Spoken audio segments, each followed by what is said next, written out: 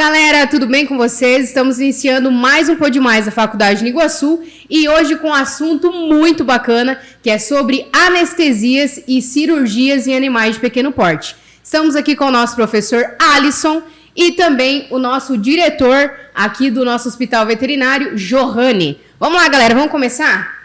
Primeiro eu vou começar com o Johanny.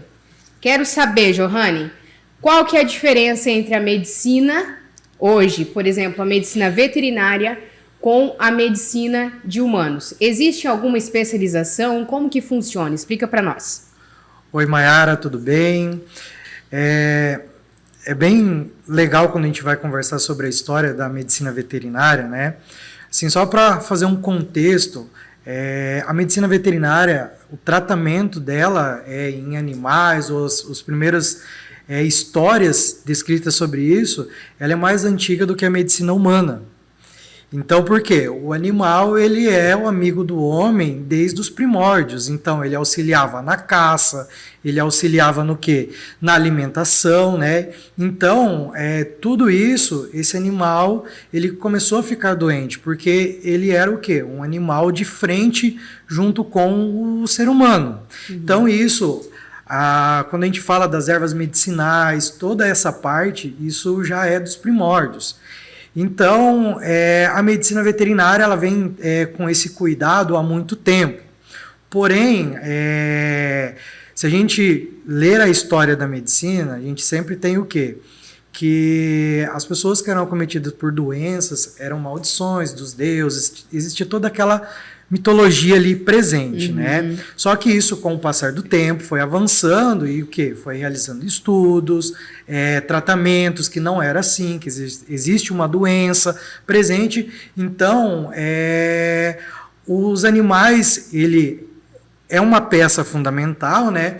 Mas o ser humano ele veio se colocando à frente com o passar dos tempos. Então foi vendo que existia uma doença, foi pesquisado um tratamento, feito um diagnóstico dessa doença, né? E assim a medicina ela se tornou o que é hoje. Porém, com os avanços e os cuidados com animais que a gente vem observando no mundo todo, hoje a medicina veterinária ela também está em um nível muito alto, né? Então a gente começa a perceber que praticamente todas as áreas que existem na medicina humana existem na medicina veterinária. Como assim? Então hoje, por exemplo, a gente vai realizar uma consulta, tem o clínico geral humano, né? A gente tem o clínico geral médico veterinário também. E a partir disso daí, a gente consegue hoje, nas escolas de medicina veterinária, na escola de medicina, o quê? Estudar o corpo humano e, no caso da medicina veterinária, estudar o corpo animal. E ali existem várias doenças cardíacas, doenças neurológicas, doenças musculares, né? Doenças renais, enfim. Então, na medicina, isso existe as especialidades. Ou seja, a gente tem um médico especialista cardiologista, a gente tem um médico especialista nefrologista, temos um médico neurologista, né? E também o quê? Na medicina veterinária, com os estudos, com as pesquisas, com a descoberta das doenças que acometem os animais, a gente tem também o quê? Essas especialidades. Então, hoje temos inúmeras especialidades dentro da medicina veterinária. Hoje a gente está dando enfoque no quê? Na parte de pequenos animais, cães e gatos, né? Mas a medicina veterinária ela é muito ampla, né? A gente tem os pets domésticos, a gente tem os animais de produção também, temos os animais silvestres, né? Então a gente tem especialista para diversas áreas e dentro de cada área dessa tem uma área de atuação. Então, é um médico veterinário, especialista ou especializado o quê? Em cardiologia, especializado o quê? Em nefrologia, especializado em neurologia, ortopedia, oftalmologia. E qual é a importância que a gente tem o quê? Sobre essas especialidades? A gente consegue buscar atendimento para os pets de uma forma assim, o animal tem uma doença que ela não é convencional, ou seja, teoricamente o médico veterinário especializado naquela área se torna muito fácil para ele fazer a abordagem desse paciente, fazer o diagnóstico e iniciar um tratamento, que muitas das vezes passa desapercebido por um clínico geral, porque ele atende tudo. Então, por exemplo, só para os nossos telespectadores, né, o nosso público entender isso daí. Imagina que a gente vai lá no pronto atendimento. Então, a gente está com uma dor lá abdominal, o médico fala, suspeita que pode ser uma cólica renal, por uma pedra na bexiga ou no rim, enfim. Quando ele faz o tratamento básico ali e aquilo não está respondendo, ele vai falando assim, olha, vou fazer um encaminhamento de você para um hospital de suporte, onde vai passar um especialista. Justamente porque já não está com o aparato que ele tem ali, ele não consegue o quê? Finalizar um diagnóstico ou algo nesse sentido. Na medicina veterinária é a mesma coisa. Às vezes o tutor vai levar o animal, vai fazer um atendimento e vai iniciar um tratamento básico. Ele vai falar, olha, seu animal ele tem a suspeita de tais doenças, vamos observar. E conforme vai o tratamento, a evolução, que pode ser que tenha uma evolução ou não, o que acontece? A gente precisa do quê? Vamos encaminhar então para o especialista para ele fazer uma abordagem novamente e fechar um diagnóstico. Então essa importância e esse avanço na medicina veterinária, ela contribui para a nossa formação ou para a nossa área de atuação, né? Ela contribui também para um serviço diferente, um serviço especializado para o animal. E se a gente pensar também na área da medicina veterinária como estudante, como acadêmico, ou seja, eu posso trabalhar em diversas áreas de atuação em um campo muito grande que ele vem crescendo a cada dia, e isso favorece o quê? O nosso animal, o nosso pet que vai receber esse atendimento lá no final, né? Então, hoje as especialidades elas estão aproximando da medicina humana, os diagnósticos, os tratamentos médicos, tratamentos cirúrgicos, eles vêm crescendo aí a cada momento. Que bacana, e é uma coisa que realmente eu não tinha conhecimento, né? Não. E quando a gente abriu aqui o hospital, até levei o meu cachorrinho ali, o Alisson atendeu ele. Só que a comunidade em si ela não tem essa visão de que a medicina veterinária tem essas especializações. Então, acha que, por exemplo, o meu cachorro está com problema no coração. Vou lá, vou levar no médico veterinário e qualquer médico veterinário vai resolver. Claro, assim como um clínico geral na medicina, existe o clínico geral também na medicina veterinária. Pode ser que ele vai ali fazer os primeiros atendimentos, enfim, mas vai estar encaminhando, então, para um especialista na área, que é onde o cara estudou para isso, ele entende do assunto, claro que ele vai ter uma clareza maior para poder explicar o que está acontecendo, né? Exatamente. E assim, só para a gente mostrar isso, essas doenças, igual você deu exemplo, o animal tem uma doença cardíaca.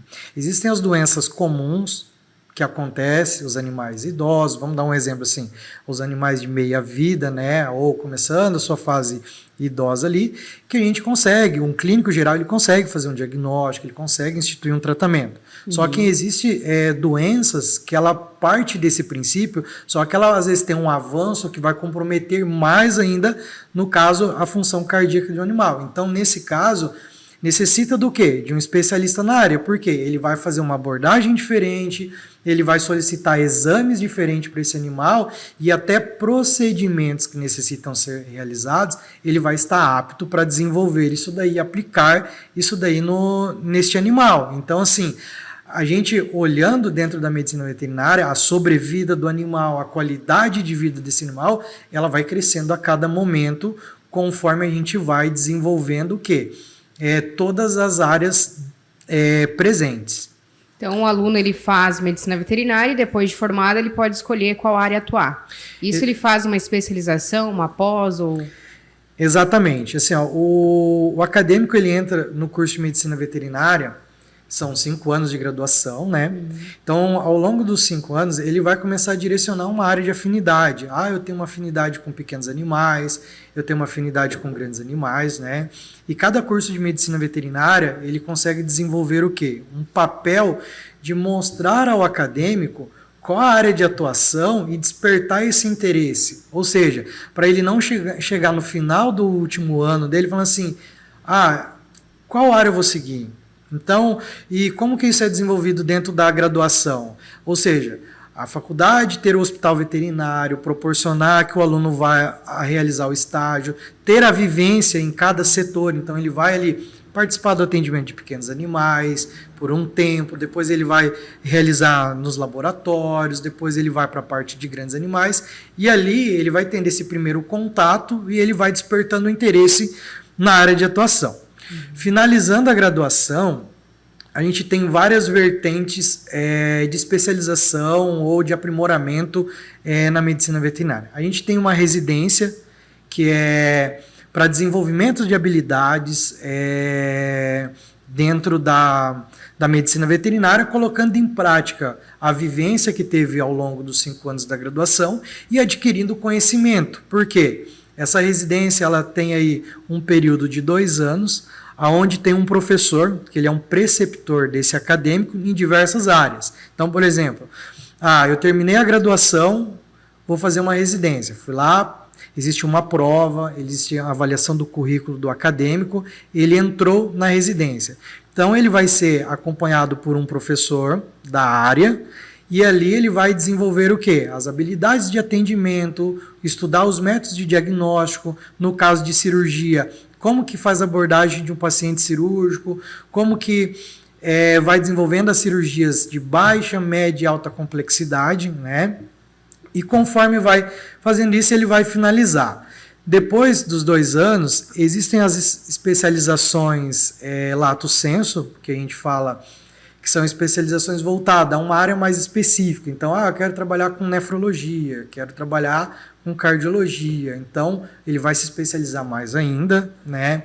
Existe hoje os mestrados, que temos um mestrado para a área da docência, né? Então, ele vai se tornar um professor, ele vai quer seguir essa parte da graduação, e a gente tem também um mestrado na área profissional, que ele vai fazer esse mestrado para aplicar, ou seja, na rotina dele. Então, ele quer montar uma clínica, um consultório, um hospital veterinário, então ele vai conseguir desenvolver de uma forma um pouco diferente do que a graduação.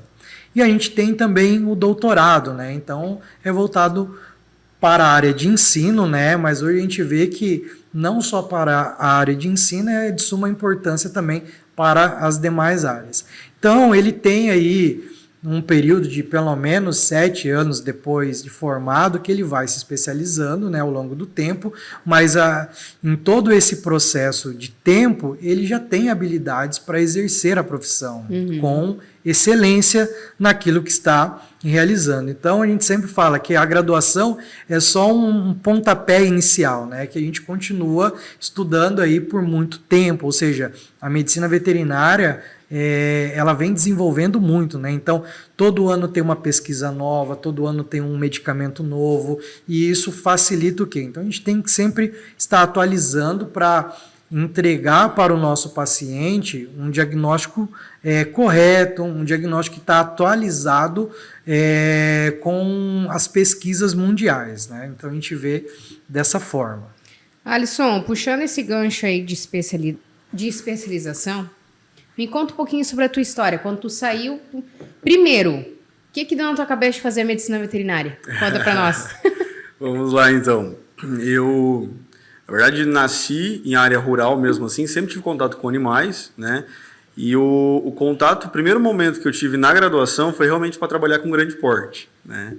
Então, fiz ali o meu primeiro ano de graduação, querendo voltar para essa área de grandes animais, mas despertou um certo interesse em ir para o centro cirúrgico, né? Todo mundo, o acadêmico de medicina veterinária, tem muito aquela angústia em quero ir para o centro cirúrgico, né? Todo mundo passa por esse momento durante a graduação.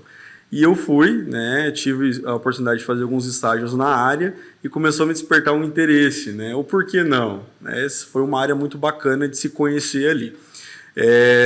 Trabalhei basicamente a faculdade inteira dentro do centro cirúrgico, estagiando de forma voluntária, já voltada à parte de anestesia, né? Assim que eu me formei, já ingressei num mestrado também, segui a área de mestrado na anestesia, retornei para a residência, né? Finalizei a residência, fiz pós-graduação e agora estou fazendo doutorado também, tudo vinculado à área de anestesia veterinária, né? E eu acho muito bacana nós trazermos hoje para o nosso acadêmico de medicina veterinária, a importância da especialização, porque assim, antigamente, né, época dos meus pais, por exemplo, ter o título de médico veterinário era muito interessante, né? Ser médico veterinário era um título muito bom. Hoje, de acordo com a evolução e com os cuidados que os tutores vêm tendo com os pets, a gente precisa ter mais domínio, mais conhecimento. E quanto maior nosso conhecimento, é realmente ser mais específico em determinadas áreas, né? Eu brinco sempre assim, hoje nós temos clientes, né? Nós temos aqueles proprietários de grandes animais, animais de produção, aqueles tutores de cães e gatos e aqueles pais de pet, né? Eu sempre faço uma breve introdução assim nas minhas aulas de clínica ou até mesmo no anestésio, que eu tenho aquele cachorro que vive no quintal ou aquele cachorro que dorme na cama do tutor, né, do pai de pet.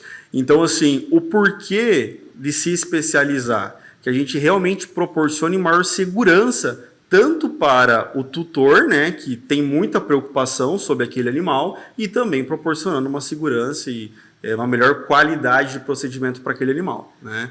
Então, acho que isso a gente sempre frisa muito na graduação, incentiva os nossos acadêmicos a seguirem, né, seja numa pós, no aprimoramento, numa residência, independente da área, mas que eles consigam adquirir muito mais bagagem para que eles estejam muito mais preparados depois para o mercado de trabalho, né? Acho que isso é fundamental, aí, visto o cenário atual, né, de como as pessoas estão lidando e cuidando cada vez mais do bem-estar animal, né? Tendo os pets como filhos dentro de casa mesmo. Isso é muito bacana. É um outro olhar, né? Quer Com dizer, certeza. você se especializa numa determinada área, claro que você vai dominar melhor aquele assunto, né? Exato. Johanny, agora vamos voltar aí para a parte da cirurgia. Eu queria que você me explicasse um pouquinho, que eu tenho muita curiosidade de saber. Eu tinha, deixa eu ver, uns 7 anos atrás, eu tinha uma bulldog francês e ela acabou falecendo com um tumor no seio. Eu queria entender, os tumores, existe, por exemplo, na medicina hoje tem-se as quimioterapias, né, radioterapia, enfim. Na área animal, existe também esse tipo de procedimento ou é somente cirúrgico? Hoje, a parte de tumor de mama em pequenos animais, principalmente em cadelas, é uma frequência grande na nossa rotina. Então, como hoje na medicina tem o Outubro Rosa, a gente realiza também a mesma campanha em outubro para tumor de mama em pequenos animais, nas cadelinhas. Então, quais são as causas presentes para desenvolvimento do quê? Desse tumor? A gente sabe que as causas principais são fatores genéticos. Então, a descendência desse animal também pode contribuir para isso. O ciclo hormonal das cadelas, as cadelinhas, elas entram no cio para fazer a reprodução a cada 6 meses. Então, 2 vezes no ano.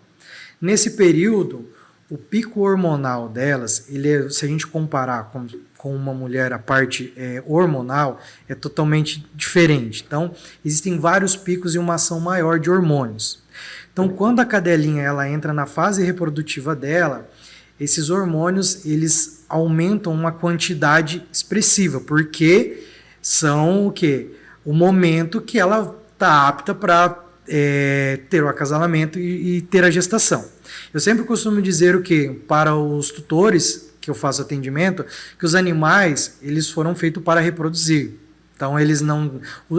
Apresentou o ciclo, eles têm que reproduzir. Isso é a seleção, a vida natural deles. Como a gente tem o quê? O animal doméstico, que ele está dentro de casa, a gente não consegue fazer esse controle o quê?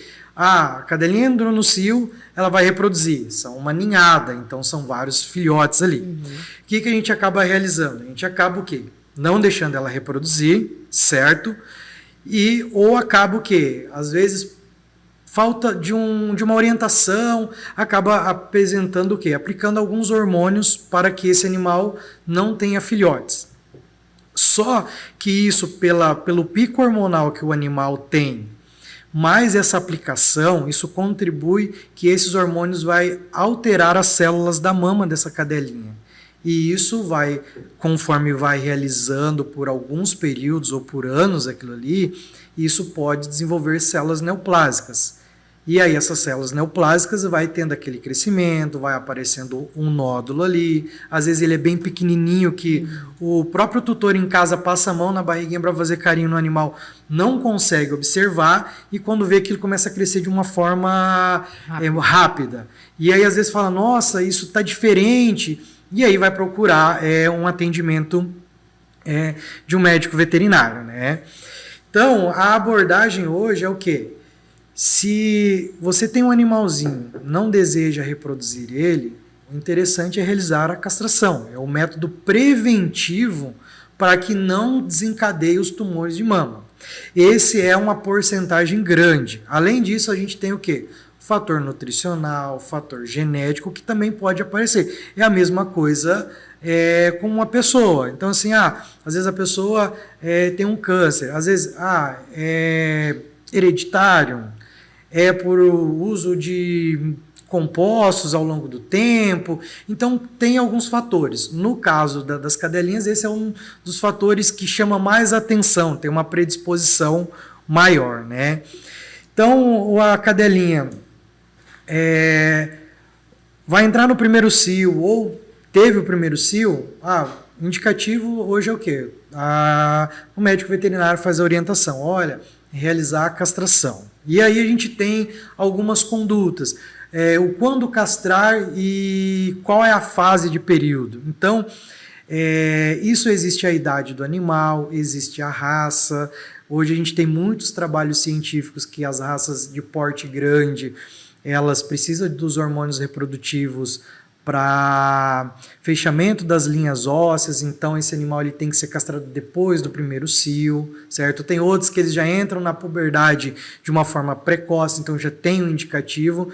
Então hoje a gente faz a abordagem, tem que realizar a avaliação. Esse é um dos meios preventivos. O animal que já tem o tumor de mama, ele vai passar por um atendimento veterinário, onde o médico veterinário vai avaliar o animal como um todo. Ver como que está a parte respiratória, cardíaca, tudo isso, e vai avaliar a parte do tumor de mama. Então esse método, ele também é um método por palpação, né? Então o animalzinho vai estar ali na mesa, a gente vai fazer a palpação das mamas ali e identificar o quê? Um aumento de tamanho ou um nódulo presente ali, que são as características dos tumores de mamas, né? Feito isso, a gente começa a fazer um estadiamento desse tumor. Ele está muito invasivo, ele não está invasivo, ele está no início, ele está avançado, e aí a gente vê. Na medicina humana, a gente tem, e na medicina veterinária, a gente classifica os tumores de duas formas: maligno e benigno. Então, assim, os malignos ele tem um grau de invasividade, de acometimento do organismo do animal muito rápido, né? E os benignos, eles são gradativos, né? Então, a gente, quando faz essa avaliação, a gente vai conversar com o tutor, olha, seu animalzinho ele tem possível tumor de mama. Então, para isso, a gente precisa fazer alguns meios de diagnóstico. Ou fazer uma biópsia daquela região para identificar qual tipo de tumor qual o grau que está aquilo ali. Se for uma suspeita de um tumor maligno, já tem metástase. Metástase é o quê? É aquele tumor, ele está se espalhando pelo corpo e está agravando alguns órgãos presentes. Por exemplo, os tumores malignos em cadelinha de tumor de mama, a primeira parte de metástase deles é na parte do pulmão do animal. Então esse animal às vezes vai chegar com os nódulos ali presentes na mama, mas ele vai chegar com a dificuldade de respirar, o tutor vai falar, olha, ele vai andar, ele cansa muito rápido. Então já são alguns indicativos que a gente tem que avaliar. Então, conforme isso, a gente vai fazer o quê? Solicitar os exames, fazer uma biópsia daqueles nódulos que tem ali, fazer uma radiografia do tórax do animal para ver se tem alguma evidência de tumor lá. Tudo isso o quê? Vai contribuir para a gente fechar o diagnóstico do animal, certo? E falar assim, olha, qual é o risco desse procedimento cirúrgico? Aí aqui a gente volta na nossa primeira fala, que é o quê? As especialidades. Ou seja, o médico veterinário especialista, ele avaliou o paciente, ele fez todo o trabalho ali, não que o médico que não é especialista não realiza, mas de uma forma minuciosa ele vai realizar. E ele vai sentar e conversar com o tutor da seguinte forma: olha, no grau que está isso daqui, o diagnóstico é tal tipo de câncer, ele já está em tal porcentagem no animal, existem aí, vamos realizar quais são os procedimentos, doutor, que tem que ser feito.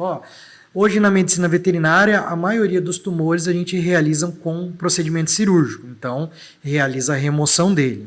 Também a gente já tem hoje, está num grau avançado, a gente tem também o quê? As quimioterapias, radioterapia que pode ser realizado. Então, são quimiocitorredutora que a gente fala.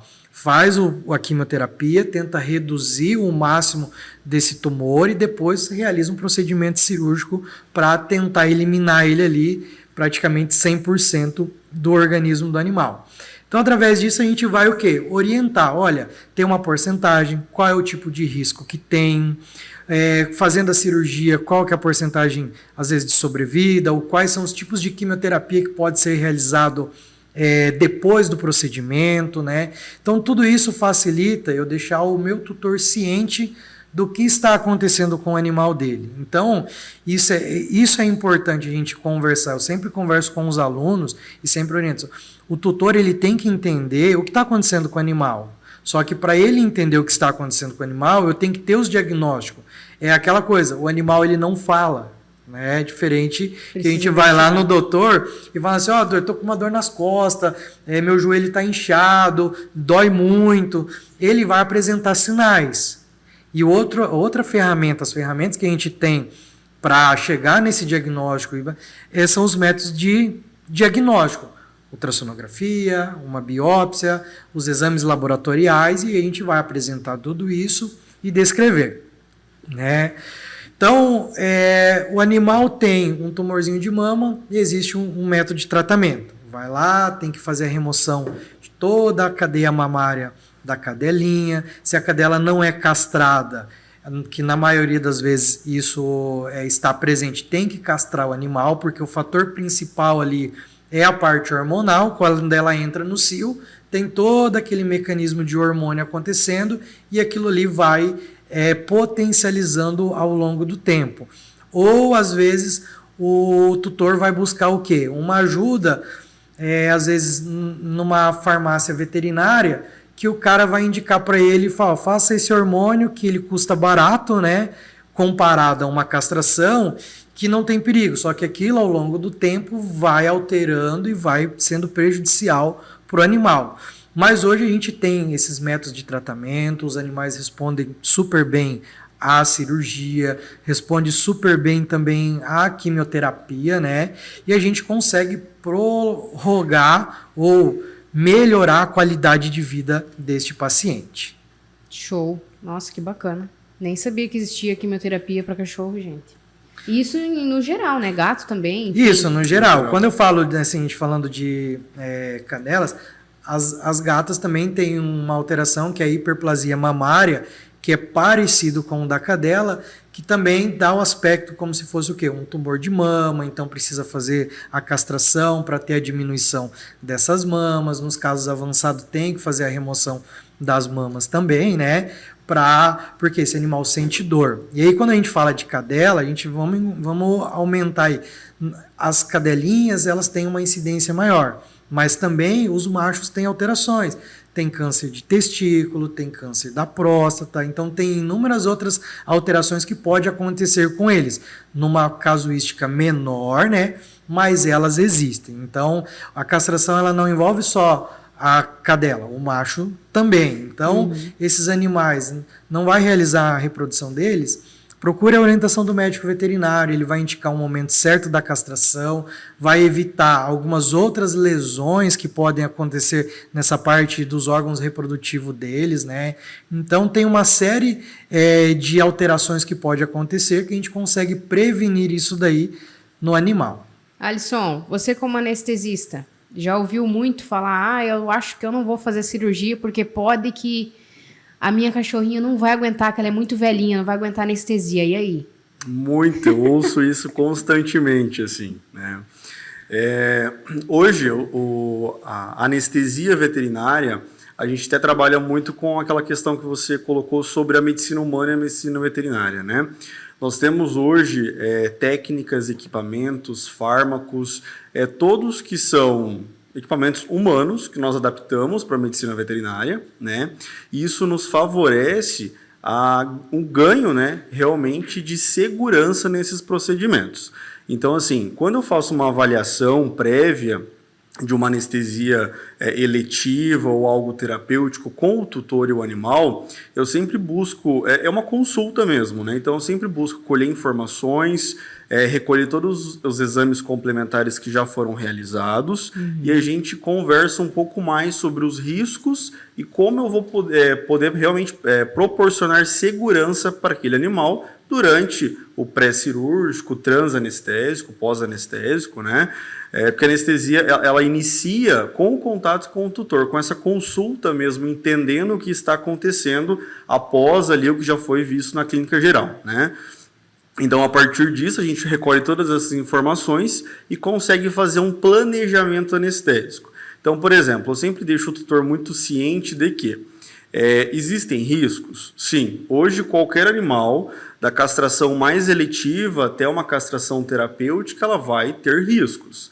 A diferença é que quanto mais saudável o animal, menor é o risco que existe. Conforme as doenças vão sendo prejudiciais, a gente acaba tendo uns riscos um pouco maiores, assim como na humana, né? Tanto que nós trabalhamos hoje com uma tabela humana, que é da Sociedade Americana de Anestesistas, né? Onde ela me dá o ASA 1, ASA 2, ASA 3, ASA 4, que vai aumentando o risco gradativo das doenças pré-existentes sob qualquer tipo de procedimento anestésico, né? Então, assim, todo esse contato eu gosto de ter com o tutor antes de anestesiar o animal para que ele entenda, né, o que está acontecendo, o que será realizado, né, para que ele tenha o melhor conforto, né? Eu sempre coloco assim na balança que existe um risco, mas o que eu vou fazer caso eu tenha algum problema ali no momento, né?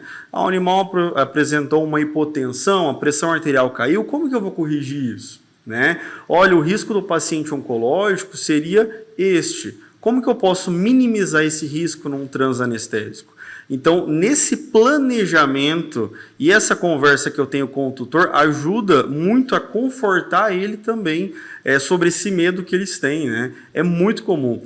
Até tem alguns memes que eu brinco nas minhas aulas de anestésio, que o pessoal fala, né, doutor, pelo amor de Deus, me protege o cirurgião lá, né? Mas na verdade quem está protegendo é o anestesista, para que o animal não venha a óbito, né? Ou que retire a dor. Então, assim, todo mundo tem muito medo do anestesista. E somos nós que planejamos realmente para que o animal adormeça, né? Nós produzimos o sono artificial, nós retiramos essa dor do bisturi, de todo o estímulo nocivo de dor do paciente, e a gente consegue despertar ele da melhor maneira possível, né? Então, assim, o medo... Humano, né? O medo da anestesia, eu acho que já vem já do ser humano, né?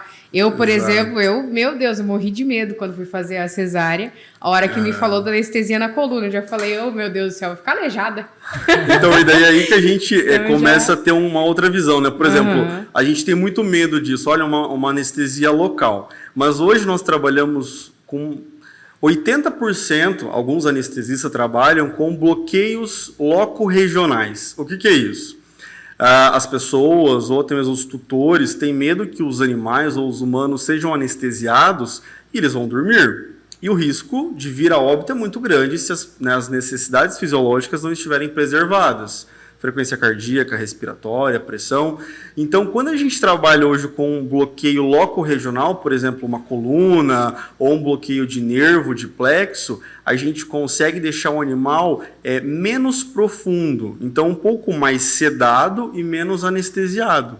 Assim, eu também minimizo o risco dele de poder vir a óbito, por exemplo. Porque eu tenho um local que está bloqueado, então o animal não sente dor naquela região e ele está um pouco mais acordado, um pouco mais nocivo de estímulos externos que estão acontecendo, né? Anestesia de forma errada, por exemplo. Em parte de bloqueios, por exemplo? Isso. É assim, eu digo que o anestesista ele tem que ter um Não é só pensar em fármacos, em técnicas. É pensar em fisiologia da espécie que se está trabalhando, é pensar na anatomia do animal para mim conseguir verificar qual é aquele membro anatômico, qual que é o nervo, qual que é o músculo, qual a região que eu pretendo bloquear, né? Caso eu não tenha essa experiência de parte anatômica e fisiológica, eu posso cometer alguns erros realmente de bloquear uma região errada, comprometer, lesionar algum nervo, né? E isso pode comprometer, obviamente, o pós-operatório desse animal, né? Então, por isso que a gente sempre tenta capacitar ao melhor o profissional para que ele tenha domínio de diversas áreas da medicina veterinária que se ligam à anestesia.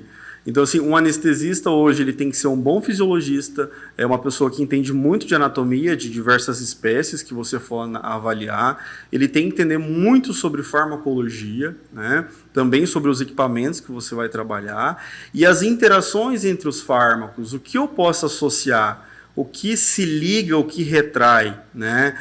O que eu corrijo uma bradicardia, diminuição de uma frequência, o que eu corrijo uma hipotensão, diminuição de uma pressão, né? Como que eu vou ventilar o meu paciente, como que eu vou fazer esse pulmão inflar, como que eu vou repor oxigênio para o animal. Então, tudo isso envolve essas diversas áreas da medicina veterinária em uma só especialidade. Então, assim, exige muito um cuidado e um planejamento. Mas se isso for conversado e dito com os nossos tutores, eles acabam tendo um pouco mais de confiança e um pouco mais de tranquilidade no procedimento. E essa visão que a gente tem do risco, do medo, do porquê realizar, acaba diminuindo. Eles ainda vão ter um pouquinho de medo, mas diminui muito, assim, muito. Isso é bem bacana, né? E existe, então, eu achei bacana você, quando citou ali, sobre as diferenças da anestesia, né? Existe a anestesia local, que nem você explicou. Quais são as outras que existem hoje? Assim, a anestesia local, ela tem por finalidade bloquear um membro, uma região, né? Então, por isso que o nome é loco-regional. Nós temos duas técnicas hoje, que são as mais utilizadas, de anestesias gerais, que são a inalatória ou a injetável, né? A inalatória, basicamente, ela se dá através da intubação orotraqueal e nós temos um anestésico que ele é volatizado e ele vai para dentro dos pulmões do animal, né? Essa volatização, esse gás que vai para os pulmões, ele sofre uma absorção de K, que é a concentração alveolar mínima. Sendo assim, aquele anestésico cai nos alvéolos pulmonares, tem uma resposta na corrente sanguínea e deprime o sistema nervoso central. Consequentemente, o animal vai dormir, né? A outra técnica é a total intravenosa, ativa ou apiva, parcial intravenosa, que ela basicamente se constitui em utilizar todos os fármacos por via endovenosa, pela veia do animal. Então, o meio de passagem dela é mais rápido, né? Ela tem acesso ao sistema nervoso central muito mais rápido, o animal deprime mais rápido também, então ele dorme mais rápido. Mas eu digo que assim, por que existem duas técnicas e não somente uma, né? Porque o principal fator hoje anestésico, independente de qual espécie nós vamos trabalhar, é individualizar o meu paciente, né? Essa história de protocolo anestésico não existe. Eu posso ter alguns protocolos para associação, olha, eu vou usar um opioide, um analgésico, um sedativo, ok. Mas protocolo para castração de macho, protocolo para castração de fêmea não existe. Por isso que eu tenho diversos fármacos e diversas técnicas anestésicas. Cada indivíduo tem uma resposta única, tem um organismo único, ele necessita que seja feita uma avaliação para que a gente consiga entender aquele organismo, né? E se preocupar e preparar qual que é a melhor técnica anestésica para aquele animal, né? Então, eu sempre friso isso. Por que existem duas? Uma é melhor que a outra? Eu digo que as duas têm prós e contra. A dificuldade que eu tenho hoje, né, é eu conseguir implementar qual delas vai ser mais segura para aquele indivíduo, né? Então, é uma busca incansável de conhecimento, de estudo, de aprimoramento para que a gente proporcione uma única finalidade, segurança durante o procedimento do nosso paciente. Bacana. Johanny, você se especializou em cirurgias? Isso. De pequenos? De pequenos animais, cães e e gatos aí. Então, fiz a graduação, só que aí no final da graduação eu pulei a residência e fui para o mestrado, né? Igual o Alisson. Isso aí. E aí depois não voltei para a residência, aí eu fui para o doutorado. Então hoje faço doutorado, mas desde o meu 3º ano de faculdade eu entrei dentro do centro cirúrgico e não saí mais. E é engraçado a gente ouvir a conversa, assim, o Alisson contando da história, né, da graduação, mas acho que isso é meio que geral. Todo mundo entra na medicina veterinária e quer trabalhar com grandes. Com certeza. Olha, eu quero trabalhar com... E assim, quero trabalhar com reprodução. Né? Não, é uma área muito bacana. E aí, você vai conhecendo e tal. Eu sempre achava a cirurgia legal. Falei, nossa, isso é genial. Fantástico. E depois, a partir do 3º ano, eu tive um contato maior com cirurgia, porque daí vem as disciplinas da área de cirurgia, né? Comecei a frequentar a rotina do hospital e não parei mais. Até hoje, então, trabalho com cirurgia. Já tenho quase 10 anos, né, nessa área. E assim, é engraçado que toda a nossa conversa aqui, tudo isso demonstra o quê? Que a especialidade ele é um mercado de todas as áreas. Então, isso não é obrigatório, mas está se tornando uma via de regra. Tipo, olha, a importância de você ter uma especialidade, a importância de você buscar um conhecimento dentro de uma área e a importância de você aplicar isso daí com excelência. Então, olha, o animal chegou numa emergência, ele tem que passar um procedimento cirúrgico. Tá, quem está com aquilo na cabeça porque vive aquilo todo dia é outra forma.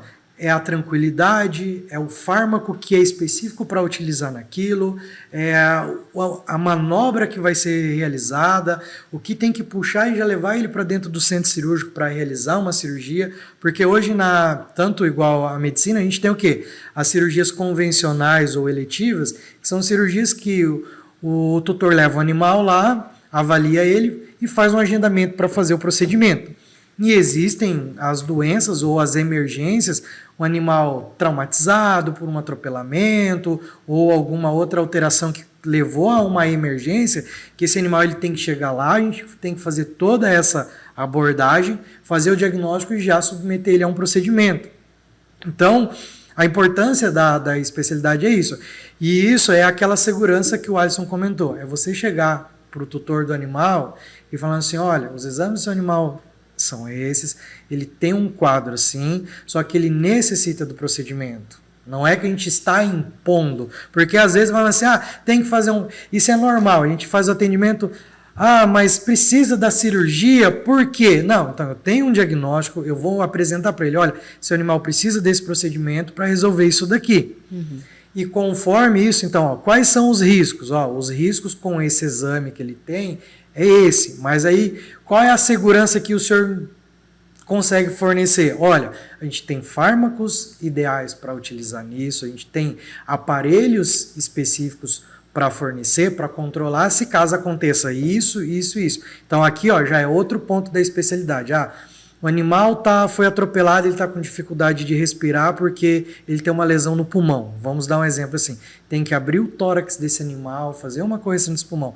O anestesista, ele já sabe quais são as possíveis causas que pode acontecer ali. Olha, eu vou ter que entubar o animal, eu vou ter que, se ele apresentar uma hemorragia durante a cirurgia, eu tenho esse fármaco que eu posso utilizar. Então a gente tem mecanismos e meios hoje avançados que a gente pode utilizar na rotina. Então isso facilita a nossa vida, melhora o procedimento do paciente, melhora todo o nosso trabalho. Então, esse conjunto de especialidades, essa parte de buscar essa vivência, é isso. E cada vez, assim, a gente sempre tem doenças frequentes. Então, o tumor de mama é uma delas. Mas, às vezes, sempre a gente tem um desafio dentro daquilo. Às vezes é um procedimento que está muito invasivo, às vezes você tem que fazer, por exemplo, os tumores de mama, só para dar um exemplo sobre essa parte das especialidades. Os tumores de mama, às vezes a gente tem que realizar a remoção de toda a cadeia mamária da cadelinha. E às vezes, se ela tem um sobrepeso, às vezes se ela não tem uma elasticidade na pele, às vezes tem dificuldade de eu fechar essa pele do animal. Por quê? pelo sobrepeso, por alguma outra alteração, porque todo procedimento, digamos assim, oncológico, né, a gente tem que tirar com uma margem de segurança esse tumor, né, esse câncer que está ali presente. Então, às vezes, exigem técnicas reconstrutivas que a pessoa que está especializada ela vai conseguir desenvolver isso daí com uma praticidade, e a recuperação desse animal no pós-operatório é outra. Então, ou às vezes ele vai realizar um procedimento que não tirou com a margem de segurança desejada. Pode ser que o animal tenha uma recidiva, isso pode voltar. Mas, então, essa área de conhecer, de ter essa vivência, fazer essa abordagem, ela contribui para isso. Então, eu vejo que ao longo da graduação e do tempo aí que eu trabalho com cirurgia, eu vejo que toda essa evolução, técnicas que a gente utiliza hoje que não se utilizava quando eu terminei a faculdade, medicamentos que se utilizava naquela época que hoje não utiliza mais, 10 anos, olha só, olha o avanço. Tem que viver estudando. Então, Exatamente. assim, hoje existem técnicas para tratamentos dentro do abdômen minimamente invasiva, que apenas um cortezinho a gente consegue realizar isso. Existem cirurgias por vídeo que pode ser feito no tórax do animal, pode ser feito no abdômen do animal, que isso facilita a recuperação, ela não causa uma dor pós-operatória desse animal. Então, a evolução dentro da medicina veterinária, ela vem em gradativo, né? Então, ela vem evoluindo isso daí, em todas as áreas. A gente está aqui dando um exemplo de cirurgia de pequenos animais e anestesiologia, mas entre outras áreas dentro ali que a gente tem também essa evolução gigantesca. Acho que até puxando o gancho também que o Johanny citou ali, a respeito dessa evolução que a gente tem. Eu mesmo, quando me formei, não faz muito tempo, nós tínhamos uma técnica de monitoração. Então, nós temos os monitores multiparamétricos que me dão a frequência atual, respiratória, cardíaca, pressão. E hoje nós trabalhamos, né, nós realizamos cursos e vivenciamos técnicas onde a gente consegue monitorar um paciente com o BIS, que é o BIS índice espectral, que é o quê? Através de eletrodos colocados na face do animal mesmo, na testa, né? A gente consegue captar um impulso elétrico do sistema nervoso central. Ou seja, como se o animal estivesse dormindo e a gente consegue captar qual que é o nível de consciência que está esse paciente. Sendo assim, eu não vou diminuir muito a consciência para que não tenha riscos e eu não vou deixar aumentar muito o nível de consciência. Assim, ele também poderia despertar. Então, eu tenho um padrão, né, uma mediana, onde eu tenho ele nem muito profundo, nem muito acordado. Isso me dá o quê? Um avanço tecnológico gigantesco, né? Nós temos aí técnicas tradicionais de avaliação de globo ocular, o animal rotaciona o globo numa anestesia, mas saber que eu consigo captar um impulso elétrico do cérebro do animal... Imagina o quão específico não é e o quão seguro não é. Então, acho que essa evolução, ela obviamente que tem um custo, né? Ela vai se encarecendo de acordo com a segurança que nós vamos adquirindo também, né? Então, mas assim, eu acho que o maior preço é a gente conseguir realmente ver o nosso paciente retornando para casa bem feliz e saudável, né? Eu acho que isso é impagável aí na medicina veterinária hoje. Já aconteceu, Johanny, de você estar fazendo uma cirurgia e o paciente acordar? Não. Não? Não. Assim, às vezes no final do procedimento cirúrgico, você termina e o anestesista, ele vai o quê? Fechar a parte do anestésico, se caso é no inalatório, e o animal ele precisa ir acordando. Então, às vezes, ele pode se movimentar ali nesse momento, mas não assim durante o procedimento, né? Durante o procedimento, até porque assim, a gente tem uma conduta dentro do centro cirúrgico, que é assim, o anestesista ele vai lá, ele coloca o animal, coloca os eletrodos, deixa ele estar pronto. Aí, quando ele termina, o cirurgião vai fazer toda a antisepsia, que é passar os antissépticos na região onde vai fazer a cirurgia, colocar aquele pano em cima, que a gente chama de pano de campo, fixar com as pinças ali.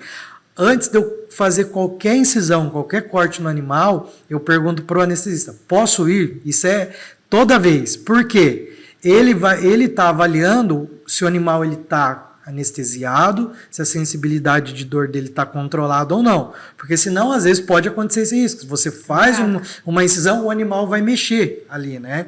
E aí isso daí, às vezes, tem que parar, aprofundar um pouco mais essa anestesia. Então, a gente sempre pergunta, posso ir? Ele dá o marco inicial. Pode. Então, beleza. A gente vai iniciar o procedimento ali e vai realizando todo o protocolo. E aí, às vezes, assim, é igual o Alisson falou, existem planos da anestesia, às vezes o animal ele aprofunda, e aí como que é observado isso? É através dos monitores, que o anestesista está visualizando lá. Por exemplo, às vezes eu estou fazendo uma cirurgia no abdômen do animal, que ele tem uma alteração intestinal, e às vezes as vísceras, o intestino ele está movimentando um pouco mais forte, e às vezes isso atrapalha. Então eu aviso ele, tá tendo muito movimento no abdômen. Então ele vai controlar mais, ou ele vai fazer medicamento que reduz um pouco a motilidade do intestino, que eu consigo trabalhar de uma forma melhor. Um maior relaxamento. Exatamente. Mas isso com esses equipamentos agora. Com equipamentos, fármacos também, né? Tem fármacos também. Por exemplo, antes, a gente trabalha hoje muito com cirurgia torácica. O animal tem uma lesão no tórax e você vai abrir ali e às vezes você tem que remover uma parte do pulmão do animal. Hoje se faz, até vou deixar depois para o Alisson comentar, a gente faz intubação seletiva, que a gente consegue o quê? Colocar o traqueotubo na traqueia do animal e direcionar para o pulmão que precisa ventilar para fazer procedimento no outro. Então ele não fica movimentando o tempo todo. Ou ele consegue fazer um tipo de intubação que o movimento é mínimo, o animal consegue fazer a troca de oxigênio e o cirurgião consegue trabalhar super tranquilo. Ou vai fazer um procedimento no coração do animal. O pulmão está em cima do coração. E aí ele está expandindo, como é que eu trabalho, como é que eu movimento. Então existem técnicas anestésicas que a gente consegue controlar isso e facilitar o nosso tratamento ali, o nosso procedimento cirúrgico. Então tem muita coisa assim que vem evoluindo ao longo do tempo que facilita a recuperação do animal, o movimento que o cirurgião vai desenvolver ali, né? Então, às vezes eu estou fazendo, igual deu exemplo, na cirurgia intestinal, está movimentando, às vezes por mais que a gente vai fazer um isolamento da área para fazer, está mexendo, aquilo às vezes demora um tempo maior. Então, tá tendo um movimento, dá para fazer alguma coisa? Dá. Então a gente consegue trabalhar e diminuir o tempo de cirurgia. A gente fala assim que quanto mais rápido a gente realizar um procedimento, melhor é a recuperação do animal. Mas o rápido não é que eu vou entrar lá, vou fazer um percurso rápido e vou terminar. Eu tenho que ir com calma, mas desenvolver as técnicas e as habilidades ali, que eu consiga finalizar aquilo de uma forma tranquila e finalizar aquela cirurgia para a recuperação do paciente. Nossa, Alisson, é bem mais burocrático do que eu pensava, hein? Exato. E eu acho que é legal puxar essa história que, assim, as especialidades, elas vêm realmente nesse conjunto, como o Johanny disse. Se eu tenho um bom profissional que trabalha com anestesia, ele consegue manter um plano adequado e retira a dor do meu paciente, ele consegue ter, por exemplo, numa castração de fêmea, um bom relaxamento de útero, ovário, e a cirurgia para ele fica muito mais rápida, muito mais fácil também, porque ele consegue manejar isso muito mais tranquilo. Sendo assim, esse conjunto dos dois, né, dessas duas especialidades, elas reduzem um pouco o tempo do procedimento anestésico. E se eu reduzo o tempo de anestesia, eu também reduzo os riscos que qualquer dano que eu possa ter para esse paciente. Por exemplo, digamos que eu vou fazer uma cirurgia, vou fazer uma castração de uma cadelinha, só que ela já tem aí uma idade de 2, 3 anos, e ela é renal, ela tem uma doença renal existente. Então a gente fez os exames dela, ela apresentou alterações ali, e aí eu conversei com o anestesista, ele vai utilizar fármacos, medicamentos que não comprometam o rim dela, certo? E ele vai utilizar, e a gente vai utilizar medicamentos que ela vai tomar no pós-operatório que não comprometam esse rim. Então ela pode passar pelo procedimento cirúrgico, ela pode realizar, só que é esse o conhecimento de não utilizar determinados medicamentos facilita o quê? Esse resultado satisfatório depois da cirurgia. Então isso contribui muito na recuperação do animal. O animal tem uma alteração renal que ele não pode tomar, por exemplo, anti-inflamatórios.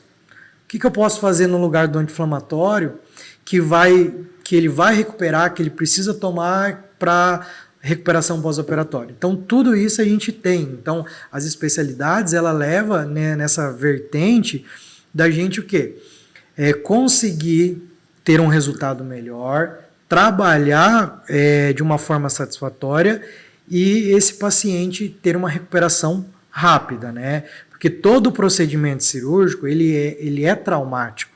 Então, por mais que tenha uma lesão ali, ele vai fazer um corte, tem sangramento, a gente vai controlar esse sangramento, tem as suturas, que é os pontos que vai ser realizado ali, tem o curativo, que tem que ser feito depois da cirurgia, tem os antibióticos que ele vai tomar, o analgésico, o anti-inflamatório, tudo isso eu tenho que ver como o organismo como um todo está, antes do procedimento, durante o procedimento e depois. Então, toda essa avaliação e todos esses conceitos a gente vai aplicando para ter o resultado satisfatório no final. Por isso que a gente entra naquela questão também de individualizar o paciente, né? Como o Johanny citou, um paciente renal. Se eu tenho um protocolo anestésico que eu uso para um paciente saudável e eu utilizo nesse paciente renal, obviamente que eu vou comprometer aquele organismo. Então, o risco do meu paciente é muito grande de ter uma falência renal, uma falência hepática ou diversas outras alterações. Então, quando eu consigo captar essas informações, pegar os resultados dos exames e planejar qual o melhor fármaco, a melhor técnica anestésica, eu vou reduzir muito os riscos de qualquer intervenção trans ou pós-operatória desse animal, né? É porque assim, não é só a cirurgia, é todo um conjunto, né? Exato. A preparação do animal para passar pelo procedimento e depois do procedimento para ele se recuperar. Então a gente tem que visualizar as 3 etapas. Então, ele está apto, opa, avançamos para a cirurgia. A cirurgia foi bacana, teve comprometimento, às vezes tem cirurgias que a gente vai realizar procedimentos.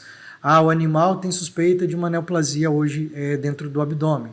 Você vai lá, você vai fazer a abertura, em tal região do abdômen. Ok.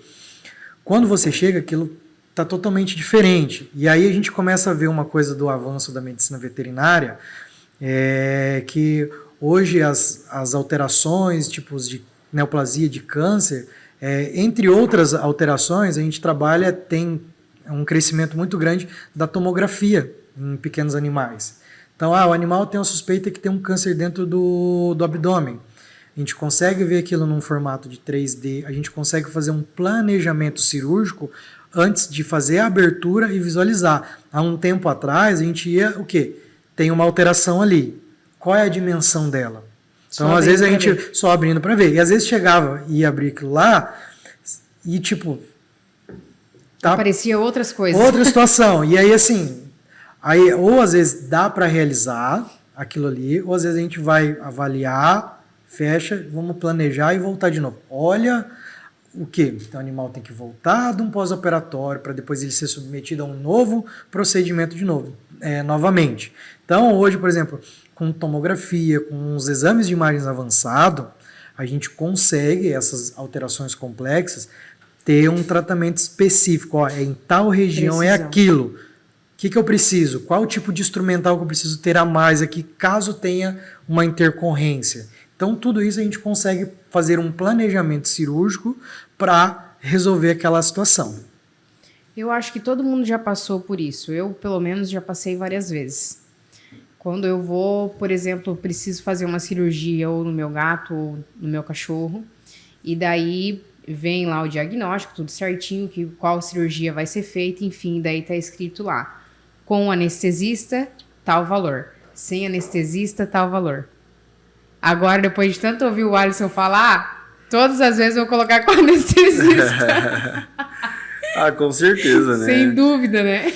Só antes do Alisson responder, só para deixar clara essa parte, é que assim, existem procedimentos que, às vezes, uma sedação ou algo assim, consegue realizar. E existem procedimentos complexos que têm alterações aí do animal que exige um anestesista, né? Então, tem essas perguntas ainda que acontecem, né? Sim. Eu acho que isso parte de qualquer outra área, né? Que nem o Johanny já havia abordado antes. Obviamente que se eu numa clínica pega um paciente com problema dermatológico, é muito mais fácil que um dermatologista treinado para isso realize aquela conduta terapêutica, né?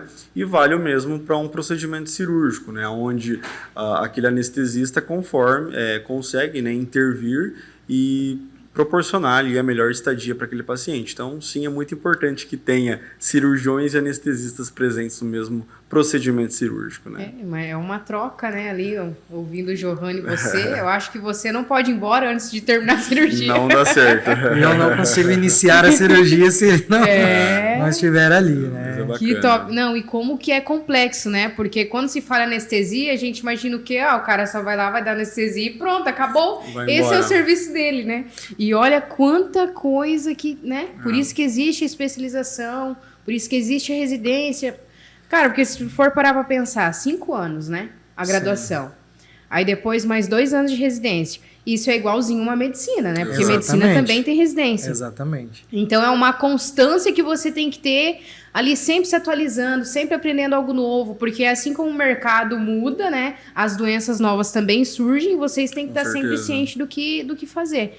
Muito top. E uma coisa agora, antes de a gente terminar o podcast, que eu não quero deixar de falar, que é sobre a cirurgia estética, Johanny. A cirurgia estética em humanos, né, em pessoas, ela é convencional. Então, a pessoa deseja mexer no nariz, na boca, entre outras partes do corpo, né? Então, isso são procedimentos ali. No caso da medicina veterinária, a gente tem 2 situações clássicas, que são o quê? O corte de orelha e o corte de cauda. Só que, às vezes, por falta de uma informação, as pessoas deixam de entender que os animais, eles não falam. Então, eles eles expressam reações, sentimentos, e na parte da orelha, isso é uma das apresentações, na parte da cauda do animal, isso é outra apresentação, de dor, de alegria, de medo, assustado, dependendo da onde esse animal está, né?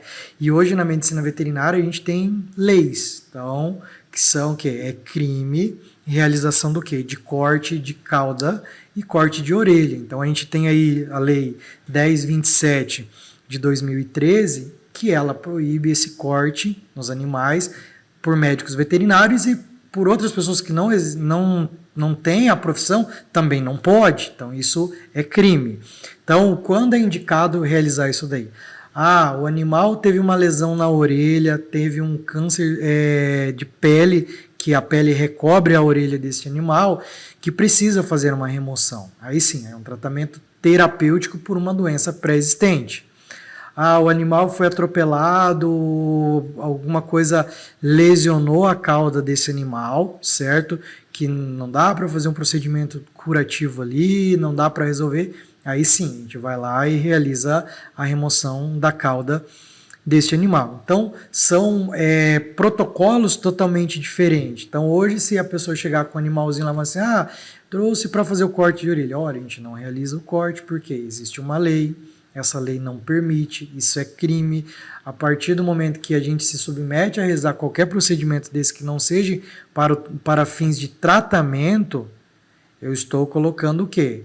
O meu exercício da profissão como um crime e vou responder por esses atos. Então, isso de modo geral, eu acredito que a comunidade veterinária, né, hoje é bem ciente. O nosso Conselho de Medicina Veterinária, ele sempre tem orientações, a gente sempre no próprio site do Conselho Regional de Medicina Veterinária, ou no Conselho Federal de Medicina Veterinária, sempre tem as normativas, os deveres lá do médico veterinário. Então, essa é uma das situações que a gente não realiza. E sem contar que nos animais, vou dar um exemplo, cortou a cauda de um animal, ou a orelha de um animal por questão estética. O formato da anatomia da orelha do animal é totalmente diferente do nosso. Então, esse animal fica muito mais sensível a ter uma infecção, porque vai entrar muito mais conteúdo do meio externo para dentro do ouvido, são lesões que elas podem se agravando ao longo do tempo. Então, são N situações que podem acontecer com esse animal. O animal, por exemplo, ele sente dor, e uma das alterações que ele apresenta é o movimento da cauda. Então, às vezes, a gente tem tabelas de avaliação de dor nos animais para controle, analgesia disso daí, e nessa tabela tem um dos critérios que é a avaliação do movimento da cauda do animal. Caraca. Então, isso daí, se esse animal não tem, já é um dos pontos que a gente precisa avaliar. Então, por exemplo, um gato hoje, para ele expressar dor, ele tem que ter uma alteração significativa. Ele é resistente a demonstrar, não é que ele não está tendo. O cachorro, dependendo da raça, é a mesma coisa. Então, isso daí faz com que a gente o quê? Consegue observar. E aí, isso é tudo... Na medicina veterinária, a gente coleta informações. O que o tutor está falando do animal, como que foi evoluindo aquilo, conforme a gente vê o animal andando dentro do consultório, conforme a gente coloca ele na mesa, conforme ele se movimenta ali, são indicativos. E isso tem toda uma literatura descrita que o animal está apresentando dor por isso. Então a gente, por via de regra, não pode, e também pelas reações que esses animais possam apresentar. Crime, ponto final. Exatamente. Alisson, agora uma pergunta para fechar com você. Então, o animal não tem idade para não tomar uma anestesia, né? Receber uma anestesia. Isso aí. Hoje, independente de quantos anos tem o animal ou qualquer doença pré-existente que ele tenha, como eu disse, existe um risco, né? Mas a gente tem meios aí de evitar esses riscos. Então, assim, a gente tem que acabar quebrando realmente esses tabus de que um animal velho não pode ser anestesiado.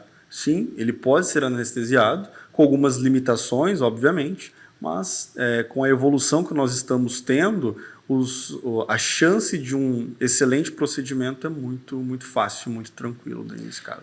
Eu costumo dizer em um atendimento que o tutor chega lá com o animal, mas ele é velhinho, ele não pode ser anestesiado. Aí eu sempre gosto de comparar, dar o exemplo assim, imagina a vozinha nossa que foi lavar a calçada, caiu e fraturou a perna.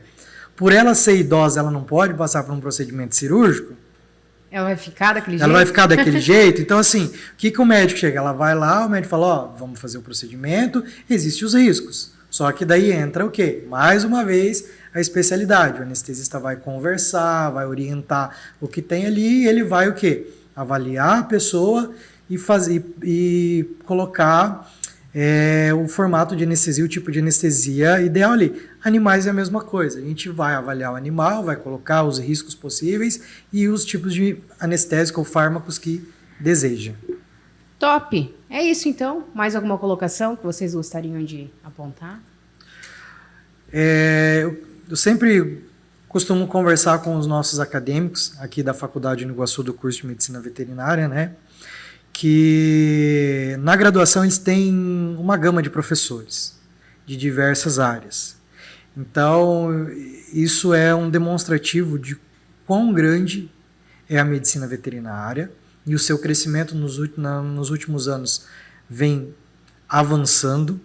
Então, a oportunidade deles o quê? Participar de congressos, participar de palestras, procurar as áreas de afinidade, realizar estágio, e o estágio ele tem que ser multidisciplinar, conhecer várias áreas da medicina veterinária. Então, o acadêmico que está no primeiro ano, no segundo ano, faça estágio em pequenos animais, grandes animais, animais de produção, animais selvagens, todas as áreas, parte de inspeção sanitária, controle de alimentos, uma gama de áreas a gente tem ali, para ele descobrir, olha, isso daqui me chama atenção, isso daqui também me chama atenção.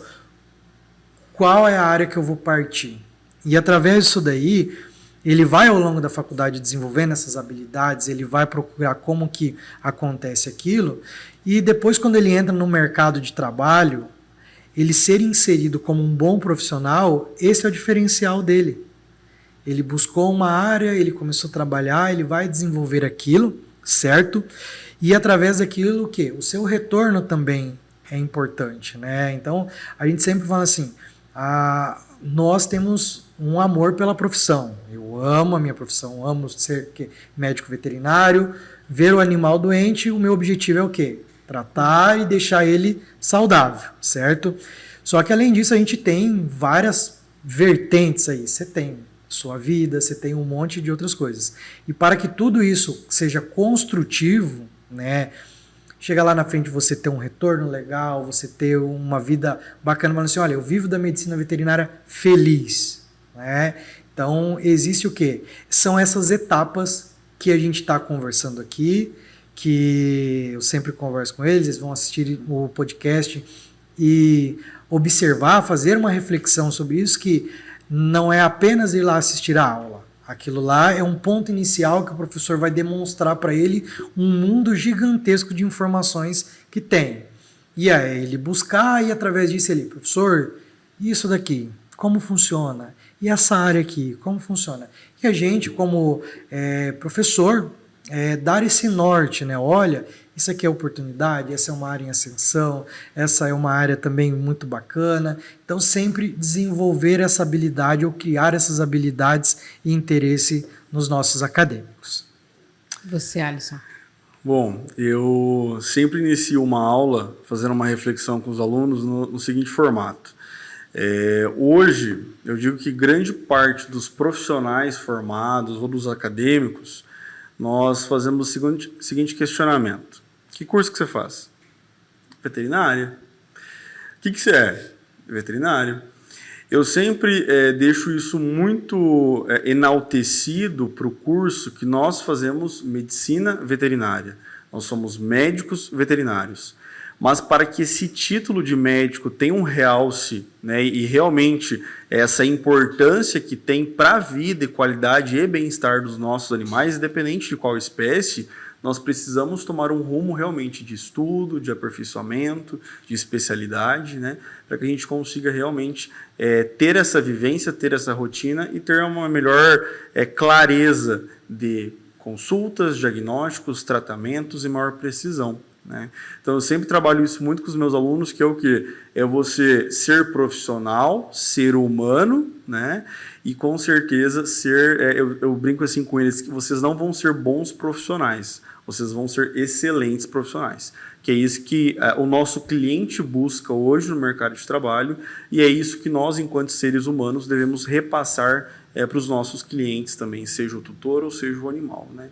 É uma vida e nós trabalhamos com vida. Eu acho que isso é muito interessante, muito, muito bacana, muito isso prazeroso. Mesmo. Acho que esse ponto é o mais importante, né? É uma com vida. Certeza. Independente se é animal ou se é pessoa, é uma vida. Exato. Então é isso, gente. Encerramos mais um Pod Mais da Faculdade de Iguaçu.